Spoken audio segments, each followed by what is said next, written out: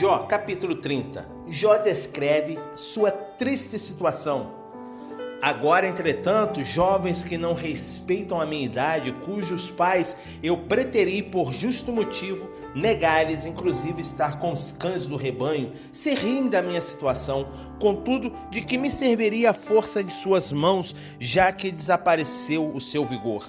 Desfigurados de tanta necessidade e fome, chegavam a roer o que encontravam pelas terras ressequidas por onde caminhavam, a esmo, em sombrios, áridos e devastados desertos. Nos campos de mato rasteiro apanhavam erva e a raiz da giesta era o seu alimento. Do meio da comunidade foram expulsos aos gritos como se fossem criminosos. Foram obrigados a habitar nos desfiladeiros escuros, nas cavernas da terra e nos penhascos. Rugem entre os arbustos, ajuntam-se amedrontados sobre os espinheiros. São filhos insensatos, filhos de gente sem fome. Foram enxotados da terra. Entretanto, nesse momento me tornei tema para suas canções e lhes sirvo de metáfora e dito popular. Essa gente me odeia, tais pessoas se afastam de mim, não hesitam em cuspir em meu rosto, agora que Deus afrouxou a corda do meu arco de guerra e me prova com humilhação. Eles sacudiram para longe de si os freios diante da minha face.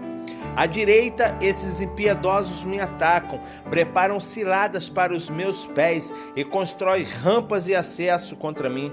Destrói a minha vereda, promovem a minha calamidade, não há quem consiga detê-los. Avançam por uma enorme brecha, precipitam-se violentamente por entre as ruínas. Sobrevieram-me temores horríveis, vejo a minha dignidade sendo varrida pelo vento. Meus sentimentos de paz e segurança se desfizeram como uma nuvem no céu.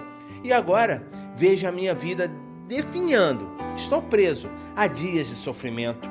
A própria noite penetra os meus ossos, minhas dores me torturam sem cessar. Em seu grande poder, Deus agarrou-me pela garganta com tanta violência que desfigurou toda a minha roupa. Aperta-me com a própria gola da minha túnica. Lança-me na lama e me vejo reduzido a pó e cinza. Clamo a ti e não me respondes, coloco-me em pé e não atendas aos meus rogos.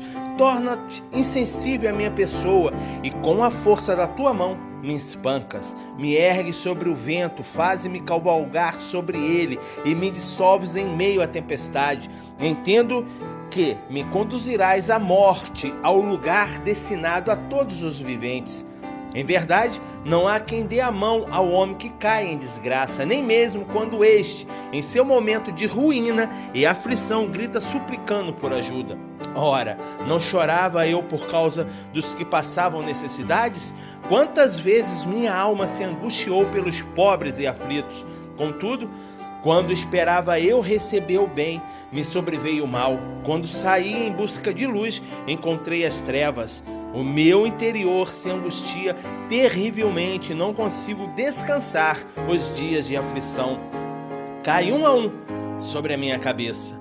Perambulo como enlutado e não vejo a luz do sol. Levanto-me no meio da comunidade e clamo por socorro. Tornei-me irmão dos chacais e companheiro das corujas. Minha própria pele escurece e descola em meu corpo que queima de febre. Já afinei minha harpa para cantos fúnebres e minha flauta para o som de pesar e choro. Jó, capítulo 31. Jó reitera sua integridade. Estabeleci um pacto com meus olhos de não atentar com cobiça por donzela alguma, porquanto que porção eu teria de Deus lá dos céus e que herança do Todo-Poderoso lá das alturas. Ora, não está destinada a ruína para os perversos e o desastre para os que praticam o mal? Não observa Deus todos os meus caminhos e não avalia cada um de meus passos? Se eu tenho agido com alguma falsidade e se os meus pés têm se apressado a enganar, Deus me pesa em balanças fiéis e bem equilibradas e concluirá que nada devo. Se tenho desviado os meus passos do caminho, e se o meu coração tem seguido os meus olhos, e se minhas mãos estão manchadas de culpa, então que outros comam o que semeei, e que minhas plantações sejam arrancadas pelas raízes. Se o meu coração se deixou apaixonar por outra mulher, ou se fiquei à espreita na porta do meu próximo, então que minha esposa seja obrigada a moer cereal para outro homem, e outros ainda se deite com ela. Pois proceder assim seria um crime hediondo. Sim, na verdade seria uma maldade a ser punida pelos juízes, porquanto seria fogo que consome até o Abadom, a destruição infernal, e consumiria toda a minha colheita. Se desprezei o direito e a justiça do meu servo ou da minha serva, quando eles defenderam sua causa para comigo, então que faria eu quando Deus me confrontasse? Que lhe diria quando chamasse a prestar contas? Aquele que me teceu no ventre materno de igual modo não criou os meus servos? Não foi o mesmo Deus que formou a mim e a eles no útero de nossas mães? Se não consegui atender os desejos dos pobres, ou fiz desfalecer os olhos da viúva que aguardavam minha ajuda, ou eu tenho saboreado sozinho o meu alimento, mas ao órfão não permiti que compartilhasse dele, considerando que desde a minha juventude eu criei como se fosse seu pai, e desde o meu nascimento tenho protegido a viúva.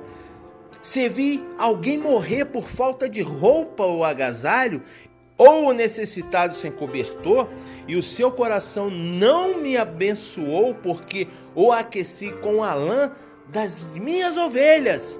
Se ergui a mão contra o órfão, valendo-me da influência que exerço no tribunal, então que o meu braço se rasgue do ombro e se rompa da articulação, porquanto grande era o medo que Deus viesse a destruir-me, e temendo o esplendor da sua majestade, jamais poderia cometer tais ofensas. Se depositei no ouro a minha segurança, ou cheguei a pensar em relação ao ouro refinado, tu és minha confiança e a minha esperança. Se me alegrei por ser muito rico e por ter conquistado bens e riquezas, se olhei para o sol quando brilhava ou para a lua quando ela caminhava alta e esplendorosa, e o meu coração foi enganado em segredo e a minha mão mandou beijos de adoração, da minha forma, esses seriam pecados merecedores de condenação e castigo, pois eu teria sido desleal para com Deus, que está nas mais elevadas alturas. Se a desgraça do meu inimigo me fez sorrir ou me alegrou intimamente, eu ainda, se as provações pelas quais passou me gerarem algum prazer, eu que jamais permiti que a minha boca pecasse, lançando maldição sobre ele. Se os que vivem em minha casa jamais tivessem declarado: quem nunca recebeu de Jó um naco de carne?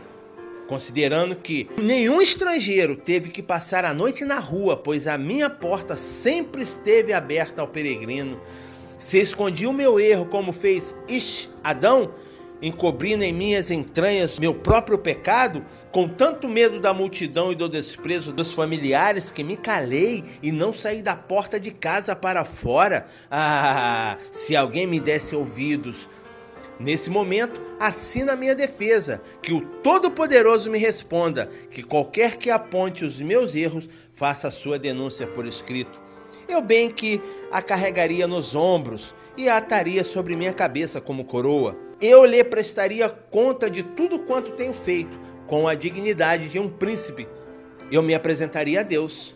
Se minha terra tiver qualquer reclamação da minha pessoa e todos os seus sucos se lamentarem, se consumir os seus produtos sem nada dar em troca, se causei desânimo aos seus habitantes, que me venham em pagamento espinhos em lugar de trigo e ervas daninhas em lugar de cevada.